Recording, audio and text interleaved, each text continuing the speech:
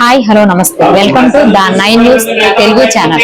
ఈ రోజైతే మనం విజయనగరంలో శ్రీ శ్రీ శ్రీ పైడితల్లి అమ్మవారి కోవిల దగ్గరకు అయితే వచ్చాం.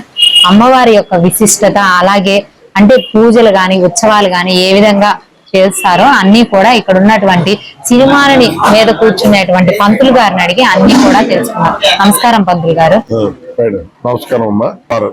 జాయ్ పైడి మా అమ్మ ఈవిడి పైడితల్లమ్మవారు విజయనగరం పైడితల్లమ్మవారి దేవస్థానం విజయనగరం చాలా మహిమ గల అమ్మవారు. ఈవిడి కనకదుర్గ ఉపాసకురాలు. ఈవిడి కనకదుర్గ ఉపాసకురాలు కాబట్టి కనకదుర్గని ఎక్కువగా పూజ చేయడం వల్ల ఆవిడికి మహిమలనేది పొందింది.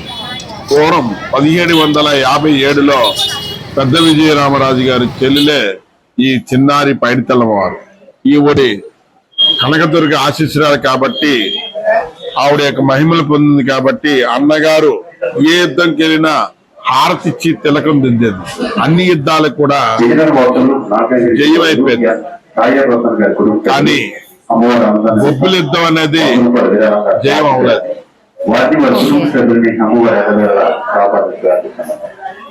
అలాగే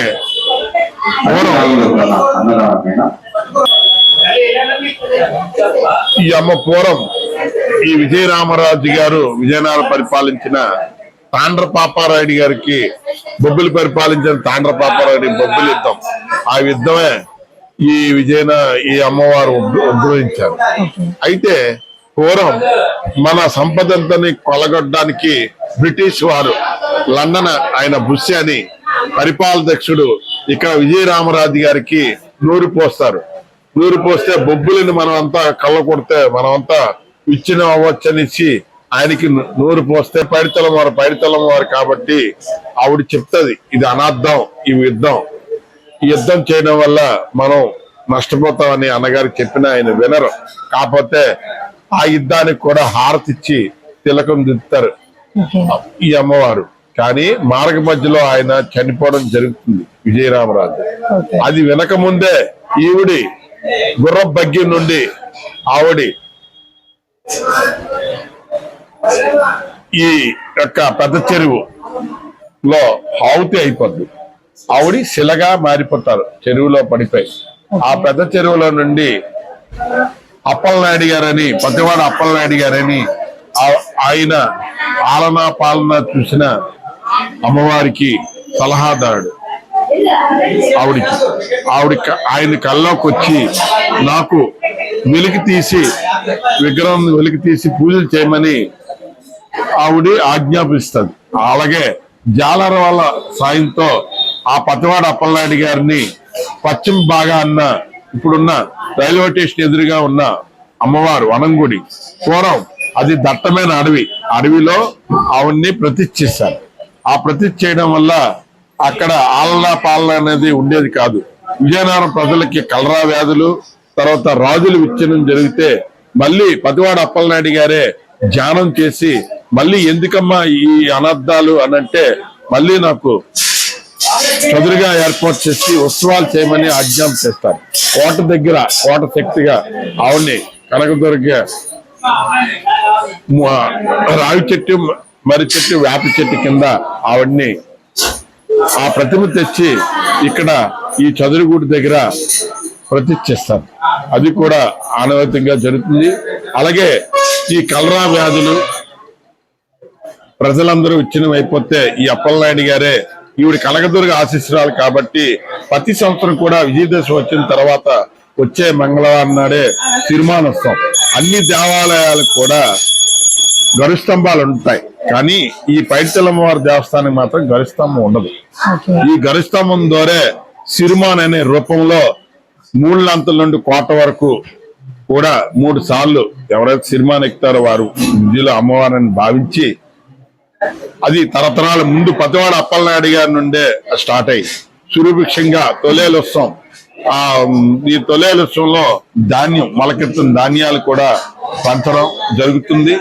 అలాగే ఈ ధాన్యం పంచడం వల్ల సురక్షమైన పంటలు పండాలని, పాడి పంటలు పండాలని, అలాగే ఈ అమ్మవారి రూపంలో ఈ పతివాడ అప్పలనాయుడు గారే 3 సార్లు మూలాంతల నుండి కోట వరకు కూడా తిరుగుతుంది అమ్మవారి ప్రతి అందరికీ ఆశీర్వాదం చేసి ఆరోగ్యాలు అష్టైశ్వర్యాలు కలగాలని ఈ ప్రజలందరికీ కూడా ఈ పతివాడ అప్పలనాయుడు గారినే ఈ అమ్మవారిగా భావించి విధంగా చేస్తారు. అలాగే ప్రతి సంవత్సరం కూడా సాంప్రదాయ ప్రకారంగా సిరిమానోత్సవం ఎవరైతే సిరిమాను ఎక్కుతారో వారికి ముందుగా మాలాధారణ వేయడం, తర్వాత ఈ పలానా ఇక్కడ దేవాలయంలో రాట వేయడం, పందిరి రాట వేయడం, తర్వాత ఆయన కళలో స్వప్నంలో ఎక్కడైతే చింత చెట్టు అది సిరిమానగా మార్చడం. అది పూర్వం నుండి చింత చెట్టునే కోరుతుంది, ఎందుకంటే చింతలు తీర్చే తల్లిని చింత చెట్టునే బంగారు తల్లి కాబట్టి చింత చెట్టునే కోరడం పూర్వం నుండి ఆనవతిగా పడుతుంది. ఆ చెట్టుగాలకే తెలియదు ఇంత పెద్ద మాను ఉంటుందని. ఆ చెట్టు తేవడం మా ఉక్కంపేట వాస్తువులే అది వడ్రంకులు, తర్వాత మా వీధి పెద్దలందరూ కూడా అది చెక్కి విజయదశమి వచ్చిన తర్వాత మంగళవారం నాడే ఇక్కడ 3 గంటల సమయంలో ఇక్కడే అమ్మవారిని సిరిమానుగా తయారు చేసి 3 సార్లు తిరగడం అనేది జరుగుతుంది. అది ఆనవాయితీ ప్రకారంగా అవుతుంది. ఈ సంవత్సరం కూడా రేపు సెప్టెంబర్ 20 తారీఖున ముందుగా 8 గంటలకి మాలాధారణ వేయడం, 9:30 ఈ విజయనగరం శాసనసభ్యురాలు కోసపాటి అతిథి విజయలక్ష్మి ద్వారా ఆవిడ రాట వేయడం జరుగుతుంది. తర్వాత కోరిన వెంటనే అమ్మవారిని పలానా దిక్కని కళలో నా పేరు బంటిపల్లి వెంకట్రావు సిరిమాను అభిరయించడం, దీన్ని 8వ సంవత్సరం సిరిమాను అభిరయించడం. గత సంవత్సరం బట్టి గతం తాత ముత్తాతల నుండి పతివాడ అప్పలనాయుడు కూడా మా తాత ముత్తాతల నుండి అలాగే మా వంశస్థులే ఎక్కుతున్నారు. అలాగే మా తాతగారు బంటిపల్లి వెంకటయ్య నాయుడు గారు ఆయన 10 సంవత్సరాలు ఎక్కారు. తర్వాత బంటిపల్లి బైరాగి నాయుడు గారు మా నాన్నగారు 27 సార్లు సిరిమాను ఎక్కడం అనేది ఎవరు కూడా ఏ పూజారి కూడా ఎక్కలేదు. అలా మా నాన్నగారే బంటిపల్లి బైరాగి నాయుడు గారే ఈ యొక్క సిరిమాను అనేది అత్యంత వైభవంగా బయటికి తీసుకొని రావడం ఆయన యొక్క కారణం. అలాగే మా మాయ గారు తర్వాత పతివాడ అది తాళపూడి భాస్కర్ గారు ఆయన 8 సంవత్సరాలు ఎక్కడం. తర్వాత ఈ సంవత్సరం ఉత్సవాలు అనేది తొలేలు ఉత్సవం అనేది 14/10/2024 తొలేలు ఉత్సవం, 15/10/2024 సిరిమానోత్సవం కూడా అత్యంత వైభవంగా జరుగుతుంది. ఈ సంవత్సరం నేను 8వ సంవత్సరం సిరిమాను నిర్వహించడం సిద్ధంగా ఉన్నాను. అలాగే తపోత్సవం 22/10/2024 అంశం మీద అమ్మవారు పెద్ద చెరువులో దొరికాయి కాబట్టి ఆవిడ్ని తెప్ప మీద ఆహ్వానించి తిరగడానికి వివాహయాత్రగా తెప్పోత్సవం అనేది జరుగుతుంది. అలాగే 29/10/2024 మంగళవారం నాడు ఉయ్యాల కంబాలోత్సవం. అంటే అమ్మవారు 6 మాసాలు వనంగుడిలో 6 మాసాల్లో చదురుగుడిలో ఉంటారు. అంటే ఆశ్వీజ మాసం అయ్యే వరకు వైశాఖ మాసం నుండి ఆశ్వీజ మాసం వరకు కూడా ఇక్కడే 6 మాసాలు ఇక్కడ మళ్ళీ ఈ వైశాఖ మళ్ళీ కార్తీకం నుండి మళ్ళీ వైశాఖ మాసం వరకు కూడా వనంగుడిలో ఉంటారు కాబట్టి ఉయ్యాలతో ఆవిడ్ని సాగనింపడం జరుగుతుంది ఉయ్యాల కంబాల. అలాగే 30/10/2024 చెండి హోమం దీక్ష విరమణ కూడా కార్యక్రమం అవుతుంది. ఈ దీక్షలు కూడా ఒక 500 పైన చిలుగ్గా ఏర్పడతారు. ఆ విధంగా రేపు 20 తారీఖున రాట వేయడం దీక్షలు వేయడం, తర్వాత 30/10/2024 ఈ ఉత్సవాలు అనేది సుమారుగా 4 రోజులు జాతరోత్సవంలో జరుగుతాయి. కాబట్టి ప్రజలందరూ కూడా భక్తులందరూ కూడా నేరుగా రైల్వే స్టేషన్ ఎదురుగా వనంగుడి ఉంది, ఇంకో 2 కిలోమీటర్లలో చదురుగుడి ఉంది. అలా బస్సు సదుపాయం కూడా ఉంది. బస్సులో నుండి అయితే 2 కిలోమీటర్లు చదురుగుడి, ఒక 1/2 కిలోమీటర్ బ్యాక్ సైడే వనంగూడు ఉన్నది. కాబట్టి భక్తులందరూ కూడా ఈ అమ్మవారిని చూడడానికి ఎంతో మంది ఈ రాష్ట్రమే కాదు పై రాష్ట్రాల నుండి కూడా వస్తారు. దేశ విదేశాల నుండి కూడా ఈ అమ్మవారిని దర్శించడానికి, ఈ అమ్మవారి పండుగలకి రావడానికి ఎంతో మంది వస్తారు. కాబట్టి రావాలి. అలాగే ఆరోగ్యాలు అష్టైశ్వర్యాలు పొందుతారని అమ్మవారిగా ప్రార్థిస్తూ జై పైడి మా అంబ, జై జై. మేము వైజాగ్ నుంచి వస్తాం. అంటే ఎప్పుడు దర్శించుకుంటారు అమ్మవారిని? ఎవ్రీ ఇయర్ వచ్చి దర్శనం. ఎన్ని సంవత్సరాల నుంచి వస్తున్నారు? 10 years. అంటే మీకు నమ్మకం అమ్మ అంటే? ఓకే, మీరు మాట్లాడతారా? మీరు ఎక్కడి నుంచి వస్తారు? వైజాగ్ నుండి వస్తున్నాం. వైజాగ్ నుంచి ప్రతి సంవత్సరం వస్తారు. ప్రతి సంవత్సరం వస్తారు. సిరిమానోత్సవం రోజు కూడా వస్తారా? ఆ రోజు రావండి, ముందు వచ్చి పాస్ పొంగల్ ఇచ్చి వెళ్ళిపోతాం. ఆహా, ఓకే ఓకే. అప్పుడు రష్ గా ఉంటుందని ఇప్పుడు వస్తారు. సార్ మాట్లాడతారా? అటు వస్తాను.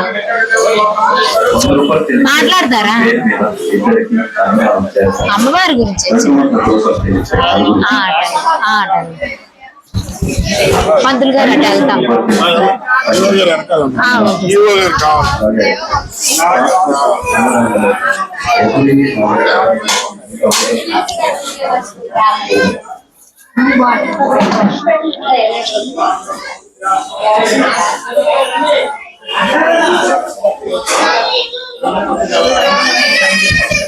సార్ మీ అమ్మవారి గుడికి ఎప్పుడు వస్తూ ఉంటారు రెగ్యులర్ గా? మేము రెగ్యులర్ గా వస్తాం, మంచి మంచిగా ప్రతి వారం కూడా వస్తాం ఇక్కడికి. ఆహా, ఓకే 1992 నుంచి అమ్మవారు అలవాటు, ఓకే. వస్తూ ఉంటాం. గ్రామ దేవత రెండోది మన కోరికలు అన్ని కూడా తీర్చే అమ్మవారిని. అందువల్ల సిరిమానోత్సవం ఏ విధంగా చేస్తుంటారు ఇక్కడ? చాలా బాగుంటుంది. ఎక్కడెక్కడి నుంచో వస్తారు సిరిమాని చూడటానికి. ఓకే. చాలా అంగరంగ వైభవంగా జరుగుతుంది. ఆ రోజు అంత రష్ ఉంటది కదా, అయినా మీరు వచ్చి చూస్తుంటారా? ఆ రష్ లో చూడడమే ఎక్కువ ఆనందాన్ని ఇస్తుందండి. మామూలుగా మనం రోజు ఇలాగే తిరుగుతూ ఉంటాం, ఓకే. ఆ కన్నా ఆ రోజు చూడడం మరింత అమ్మవారి వైభవానికి అది ప్రత్యేక కదా, ఓకే. అందుకు మరింత బాగుంటుంది. అంటే ఎక్కడైనా టెంపుల్ చాలా స్పేషియస్ గా పెద్దగా ఉంటాయి, ఇక్కడ అమ్మవారు చాలా చిన్న స్పేస్ లోనే ఇలా ఉండడానికి ఏదైనా మీరు డెవలప్మెంట్? అంటే అమ్మవారి కరుణ పెద్దదండి, ప్లేస్ కి ఉంది. అందువల్ల అయినా ఇప్పుడు దేవస్థానం చర్యలు తీసుకుని ఇటువైపు అటువైపు స్థలం అంతా తీసుకుని డెవలప్ చేసే ప్రపోజల్ లో ఉంది కాబట్టి ప్రాబ్లం ఏం లేదు. భక్తులకు తగ్గ స్పేస్ ఉంటే ఎప్పుడు మంచిదే, ఓకే. కానీ ఇక్కడ అమ్మవారి తాలూకా స్పేస్ కన్నా ముఖ్యం ఏంటంటే అమ్మవారి తాలూకా ఫలితం, ఈ స్థల పురాణం ఆవిడ తాలూకా ఫలితం